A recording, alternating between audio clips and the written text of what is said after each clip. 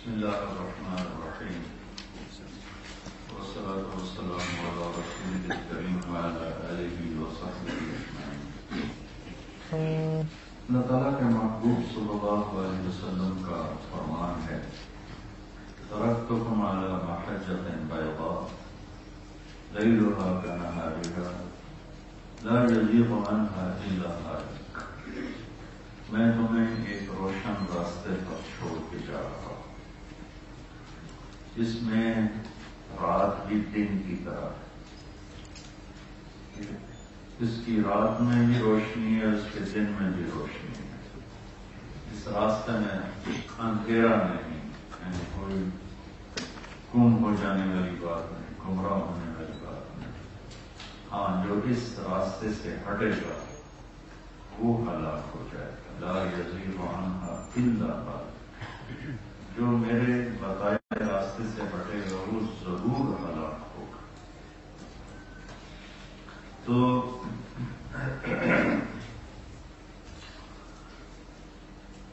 اللہ تعالیٰ نے قرآن پاک اور اپنے حبیب کے ذریعے زندگی کے تمام شعبہ جات پر روشنی ڈالی، اور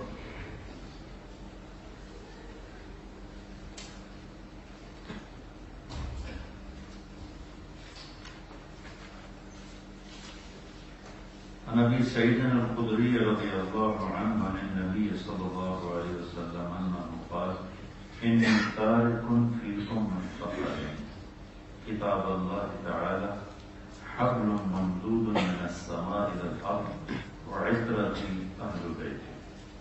ابو سعید خدری فرماتے ہیں کہ میں تمہارے اندر دو بڑی عظیم چیزیں چھوڑ کے جا رہا ہوں.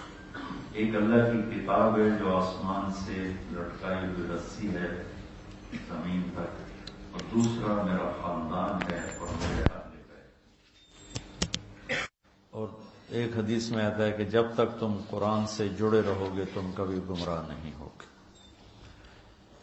انسانی زندگی سے متعلق جتنے مسائل درپیش آتے ہیں ان سب کا حل یا قرآن میں ہے یا میرے نبی کی حدیث پاک میں ہے. 2 دن پہلے ہم معاشرت کو بیان کر رہے تھے، جس میں خامد اور بیوی کے تعلق کو میں نے بیان کیا، اور یہ اس میں بتلایا لباس سے اور حرث سے کہ یہ بہت عظیم الشان رشتہ ہے. اسے بچانے کے لیے، اسے صحیح چلنے کے لیے رہنمائی کی خاطر سینکڑوں آیات اتاری گئی ہیں. کسی رشتے کی وضاحت کے لیے اتنی آیات نہیں جتنی خامد اور بیوی کے لیے آیات اتاری گئی ہیں. اس کے باوجود بھی دنیا اختلاف کی جگہ ہے، امتحان کی جگہ ہے، نہیں بنتی.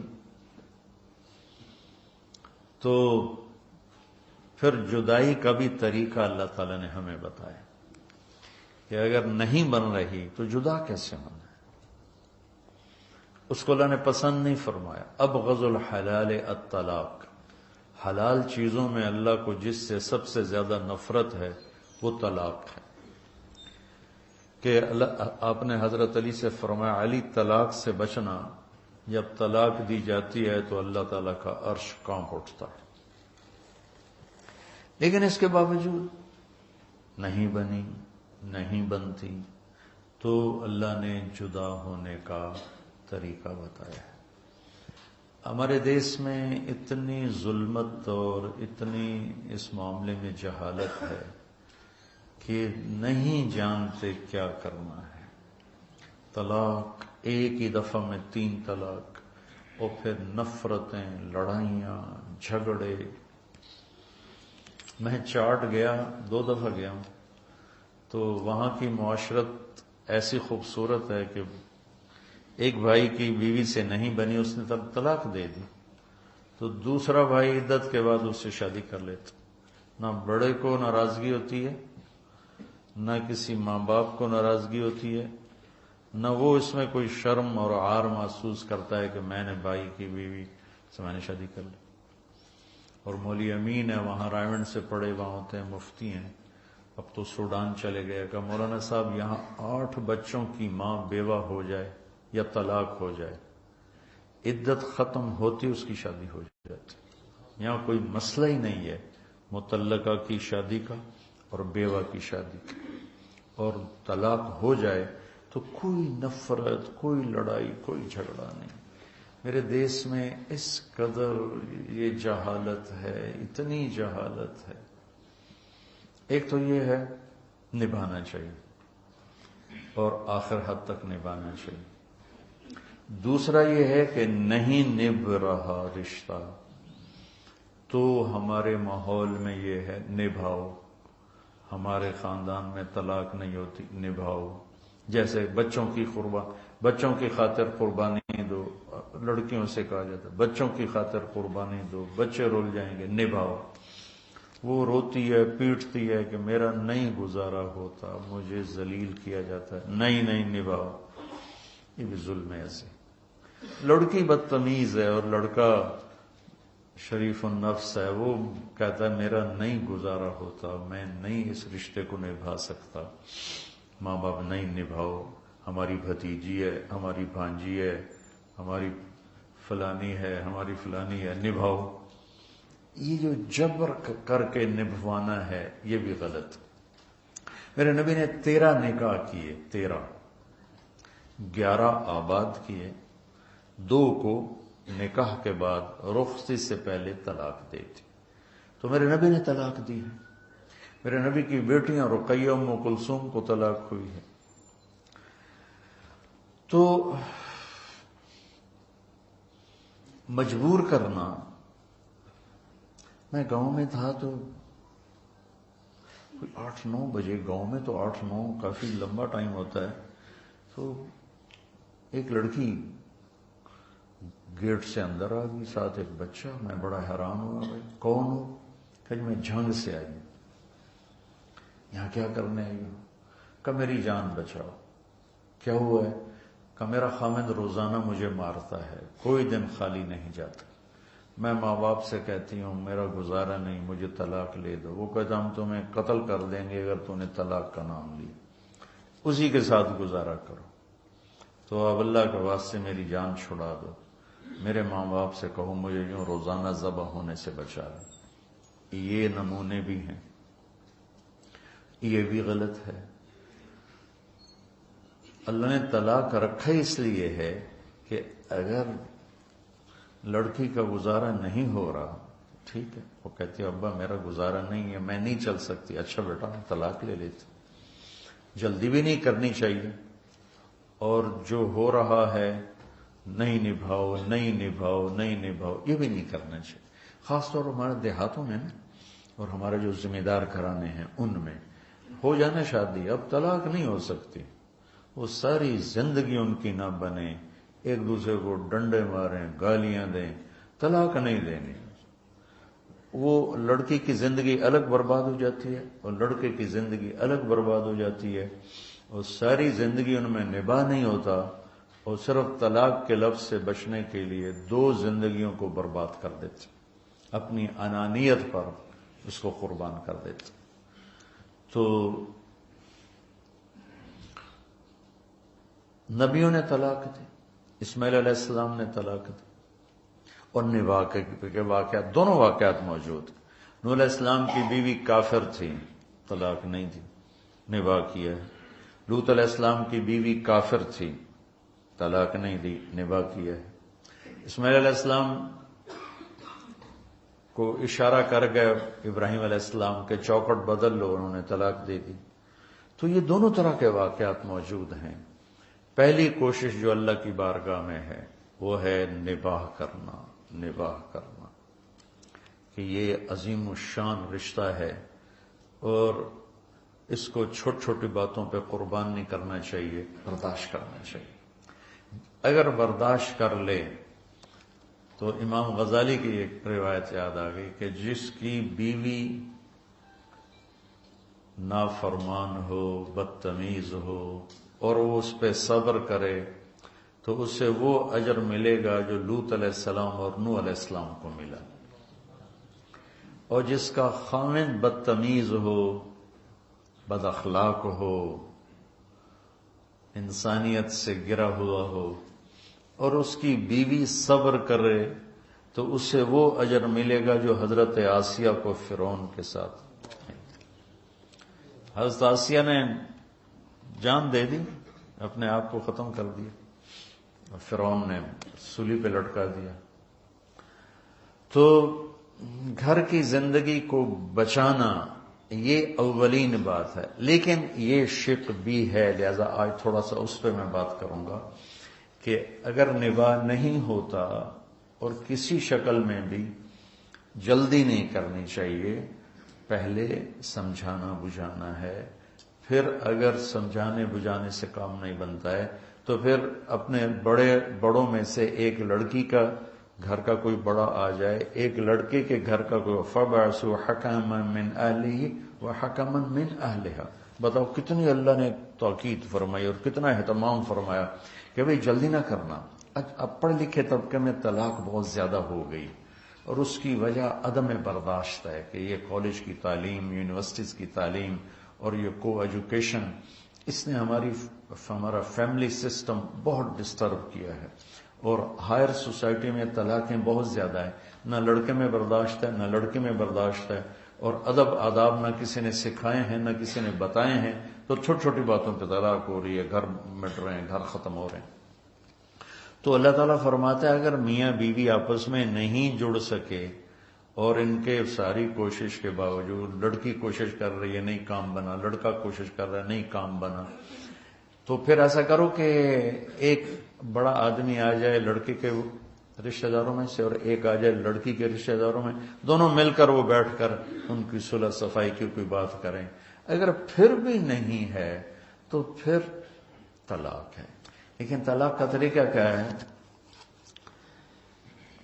الطلاق مرتان فامساک بمعروف او تسریح باحسان ولا يحل لكم ان تاخذوا مما آتيتموهن شيئا الا ان يخافا الا يقيما حدود اللہ.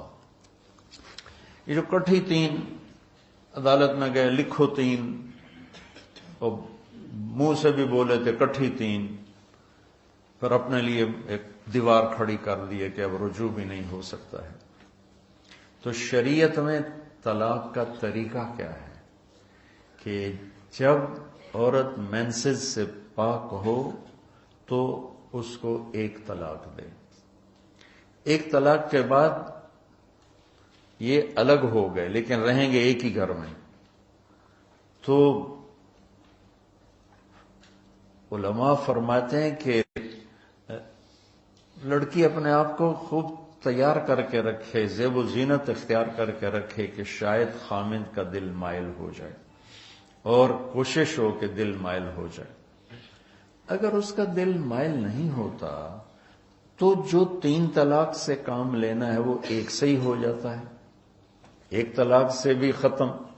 لیکن دوبارہ کبھی ندامت ہو اور دوبارہ رشتہ قائم کرنا ہو تو راستہ موجود ہے کہ بھائی آؤ جاؤ دوبارہ نکاح کر لیتے ہیں. عدت گزر جانے کے بعد ایک کے بعد ہم نکاح کر لیتے ہیں، اور عدت کے اندر جب چاہے رجوع کر لے. پھر نہیں دل کھلا تو چلو بھائی دوسری طلاق دے دو، تیسری مت دو. الطلاق مرتان، 2 طلاقیں ہیں، تیسری کو روک لو، مت دو. نہیں کوئی، چونکہ اس کے بعد ضرورت ہی کوئی نہیں تیسری طلاق دینے کی. ایک طلاق دینے کے بعد طلاق دینے کی تو کوئی ضرورت نہیں ہے. اگر الگ ہونا ہے تو ہو گئے، اور اگر جڑنا ہے تو جڑنے کا راستہ موجود ہے.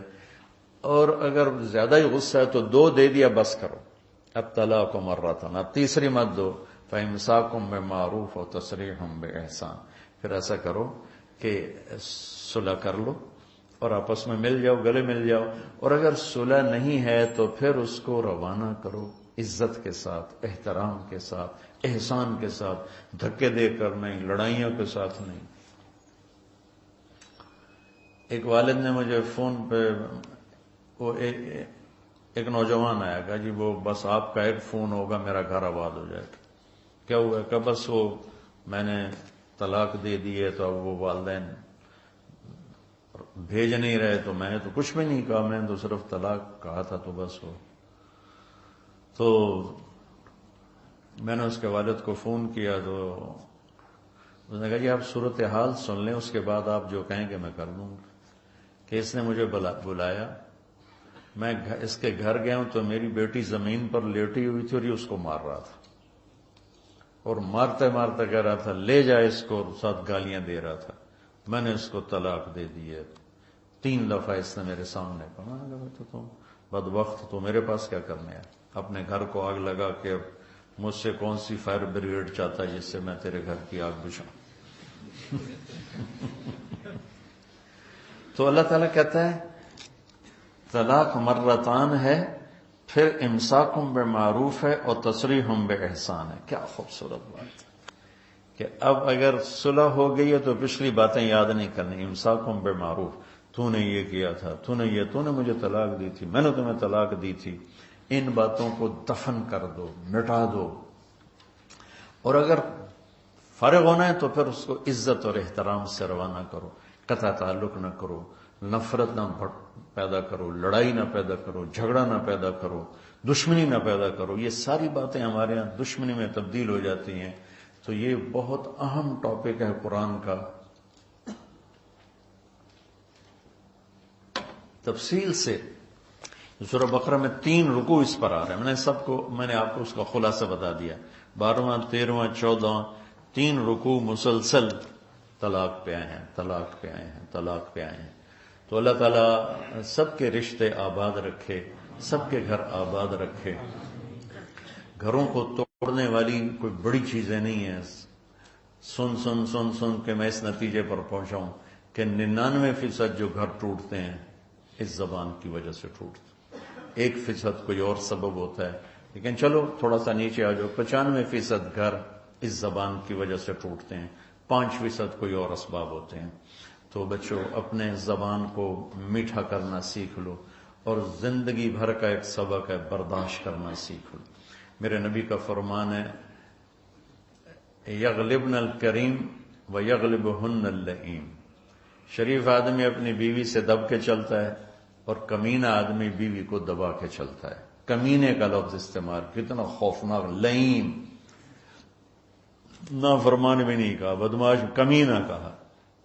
جو پستی کی آخری حد کے لیے اردو میں جو لفظ ہے وہ کمینہ ہے. اب ہمیں کمینہ عورت بیوی کو دبا کے رکھتا ہے، شریف آدمی بیوی سے دب کے چلتا ہے.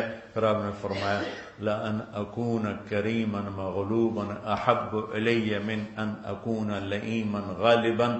تو آپ نے فرمایا مجھے کمینہ بن کے رہنا منظور نہیں ہے، مجھے کریم شریف بن کے چاہے مجھے دب کے چلنا پڑے مجھے یہ منظور ہے، لیکن یہ منظور نہیں کہ میں کمینہ بن کے زندگی گزاروں.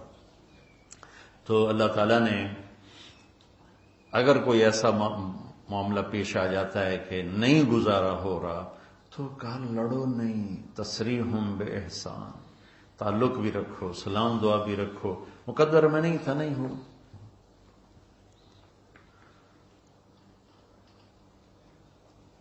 تو بھائیو اللہ تعالیٰ، بچوں اللہ تعالیٰ آپ کو ہمت دے، آپ میرے نبی کی زندگی کو سمجھانے والے بن. نیت کرتے ہو نا؟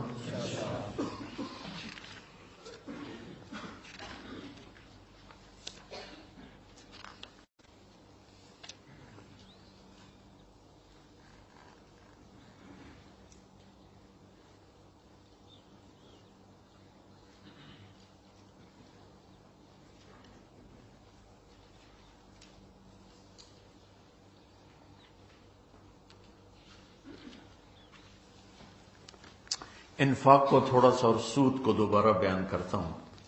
الذين ينفقون اموالهم بالليل والنهار سرا وعلانية فلهم اجرهم عند ربهم ولا خوف عليهم ولا هم يحزنون. سبحان اللہ، کیا زبردست بات. جو لوگ اپنے مال خرچ کرتے ہیں دن میں رات میں کھل کے چھپ کے، ان کا اجر اللہ کے ذمے ہے، اور ان پر نہ کوئی خوف ہوگا اور نہ یہ غمگین ہوں گے. یہ بہت بڑی بشارت ہے سخی لوگوں کے لیے، مال خرچ کرنے والوں کے لیے. انسان کی 2 کیفیتیں ہیں. آنے والے وقت میں کوئی مصیبت نظر آ رہی ہے، اس سے جو کیفیت پیدا ہوتی ہے اس کو خوف کہتے ہیں۔ گزری ہوئی مصیبتیں اور مشکلیں اور پریشانیوں پر جب کوئی خیال آتا ہے اور ایک کیفیت بنتی ہے، اسے حزن کہتے ہیں، غم کہتے ہیں۔ تو اللہ تعالیٰ مال ہم کیوں نہیں خرچ کرتے کہ بھائی بڑے دکھ دیکھے ہیں، اب تو دولت ہاتھ میں آئی ہے، اب اس کو لٹا دیں گے تو آگے کل کو ہمارے بچوں کا کیا بنے گا۔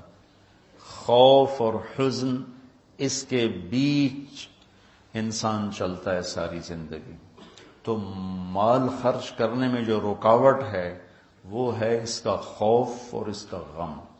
تو اللہ تعالیٰ لا خوف علیہم ولا ہم یحزنون، تم اللہ کے نام پہ دو، نہ تمہیں کبھی خوف آنے دے گا نہ تمہیں کبھی غم آنے دے گا۔ اور جو سود والے ہیں ان کے لیے تباہی اور بربادی ہے، یہ یہاں بھی برباد ہیں، یہ آگے بھی برباد ہیں۔ میں نے کل بھی بتایا تھا کہ پرسوں کہ سود خور اللہ کے نبی نے دیکھا معراج میں لوگوں کو سزا مل رہی ہے۔ سود خوروں کی سزا سب سے عجیب تھی کہ ان کے پیٹ گنبد کی طرح اور سانپ اندر گھسے ہوئے تو ان کو اندر سے کاٹ رہے تھے، جو دکھ اور درد میں سب سے خوفناک چیز بن جاتی ہے، اندر سے ان کو سانپ وار کر رہے تھے۔ تو مال خرچ کرنا، اللہ سے سخاوت مانگو، یہ دعا مانگا کرو، یا اللہ مجھے سخی بنا، کہ اللہ تعالیٰ سخی سے دوستی توڑتا نہیں اور بخیل سے دوستی لگاتا نہیں۔ اور اسلام کا جو موضوع ہے وہ حرص و ہوس نہیں، ایثار، سخاوت، خدمت خلق اور قربانی ہے۔ ابو قتادہ رضی اللہ تعالیٰ عنہ نے لینا تھا قرضہ کسی سے،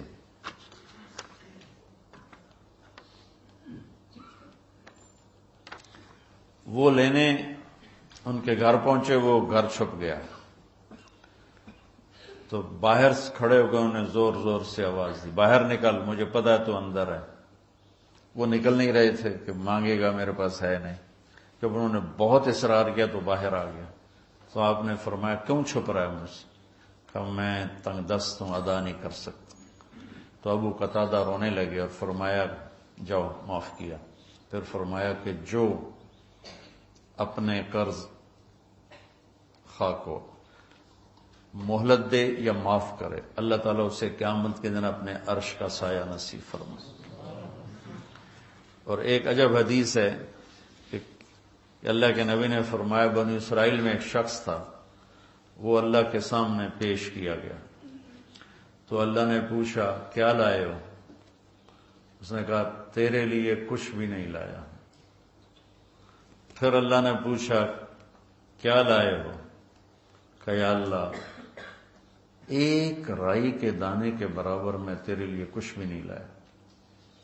اللہ نے پھر تیسری دفعہ پوچھا کچھ تو سوچو کیا لائے ہو؟ کہنے لگا کچھ بھی نہیں لایا۔ پھر کہنے لگا ایک بات ہے، اگر تیری بارگاہ میں کوئی اس کی قیمت ہے تو۔ اللہ کو تو سارا پتا تھا۔ اللہ نے پوچھا کیا؟ کہنے لگا تو نے مجھے مال دیا تھا تو میں تجارت کرتا تھا، لوگوں کو مال اٹھواتا تھا، جو پیسے نہیں دیتا تھا اور دے سکتا تھا تو میں اسے تنگ نہیں کرتا تھا کہ پیمنٹ پہنچاؤ، میں اسے مہلت دیے رکھتا تھا، جب دے ٹھیک۔ اور جو تنگ دست ہو جاتا تھا، کوئی نقصان ہو جاتا تھا تو میں کہتا تھا چلو اس کو معافی کر دو۔ تو اس پر اللہ تعالیٰ نے فرمایا تو میرے جیسا بننا چاہتا ہے، یہ تو میری صفت ہے کہ میں اپنے بندوں کو معاف کرتا ہوں، مہلت دیتا ہوں، چل بس اسی پر تجھے جنت کا فیصلہ۔ نہ نماز، نہ روزہ، نہ حج، نہ زکوٰۃ، نہ ذکر، نہ تلاوت، کچھ بھی نہیں، صرف اللہ کے بندوں کے ساتھ۔ اب یہ مزاج شریعت ہے۔ اور سود کیا ہے کہ اگلے کا خون نچوڑ لو، اس کی رگوں میں جو بہتے والا خون ہے وہ بھی نکال لو۔ تو سود خود غرضی، حرص و ہوس اور لالچ کی بنیاد پر ہے، اور اسلام ایثار قربانی کی بنیاد پر ہے۔ مدینے کے نبوی دور کی کیا زندگی، ایک صحابی نے بکرے کو ذبح کیا، اس کی سری ایک گھر بھیجی، اس نے کہا ہمارا تو آج کی روٹی ہے، اس کو دے دو، وہ اس کے گھر چلی گئی۔ انہوں نے کہا ہمارے گھر آج کا کھانا ہے، اگلے کو دے دو، وہ اگلے گھر چلی گئی۔ انہوں نے کہا ہمارے پاس آج کا کھانا ہے، اگلے کو دے دو۔ 7 گھروں میں سری چکر کاٹ کے پھر پہلے گھر میں آ کے اگلے کو دے دو، اگلے کو دے دو، اگلے کو دے دو، اگلے کو دے دو۔ یہ اسلام کا ذوق ہے اور مزاج ہے، سخاوت، لوگوں کی خدمت، لوگوں کے کام آنا۔ ایک شخص نے کہا یا رسول اللہ اريد ان اكون خیر الناس، میں چاہتا ہوں سب سے بہترین فیصلہ بعد میں شمار کیا جاؤں۔ تو آپ نے کہا کن نافعا للناس تکن خیر الناس، لوگوں کو نفع پہنچایا کر تو سب سے اعلیٰ درجے کا، سب سے بہترین انسان بن جائے گا۔ تو اللہ تعالیٰ امت کو ہمت دے، ہمارے تاجر اور ہمارے ذمہ دار یہ سود سے بچیں، اور جو ہمارے عوام الناس میں مالدار لوگ سود پہ پیسہ دے رہے ہیں اس سے بچیں، تو ان کی آخرت بھی بن جائے گی، ان کی دنیا بھی بن جائے گی۔ اللہ تعالیٰ نے کفر کے خلاف اعلان جنگ نہیں کیا، اللہ نے سود کے خلاف اعلان جنگ کیا۔ اور یہ ہے جبریل بیٹھے تھے اللہ کے نبی کے پاس، تو ایک دھماکہ ہوا، تو آپ نے فرمایا یہ کیا دھماکہ ہوا ہے؟ تو جبریل بولے آج ایک دروازہ کھلا ہے جو پہلے کبھی نہیں کھلا، اور ایک فرشتہ آ رہا ہے جو پہلے کبھی نہیں آیا، اور ایک کلام لے کے آ رہا ہے جو پہلے کبھی نہیں آیا۔ تو فرشتہ جب اترا تو انہوں نے کہا یا رسول اللہ ابشر بنورین، یا رسول اللہ آپ کو 2 نور کی بشارت ہو۔ کون سے 2 نور؟ ایک سورۃ فاتحہ اور ایک سورہ بقرہ کی آخری آیات، آمن الرسول سے لے کر آخر تک۔ یہ اللہ کے، آپ نے فرمایا یہ جنت کے خزانوں میں سے ایک خزانہ ہے جو اللہ نے زمین پر اتارا۔ تو میں سوچتا تھا کیا چیز ہے اس میں جو اللہ نے اس کو کہا یہ میرے خزانوں میں سے خزانہ ہے۔ تو پہلے ہم اس کا ترجمہ کرتے ہیں جو کہ بہت لوگ سن رہے ہوتے ہیں۔ ایمان لائے اللہ کے رسول اس پر جو اترا ان پر اپنے رب کی طرف سے، اور سارے ایمان والے بھی ایمان لائے، سب ایمان لائے اللہ پر، فرشتوں پر، کتابوں پر، رسولوں پر، اور یہ کہا کہ ہم کسی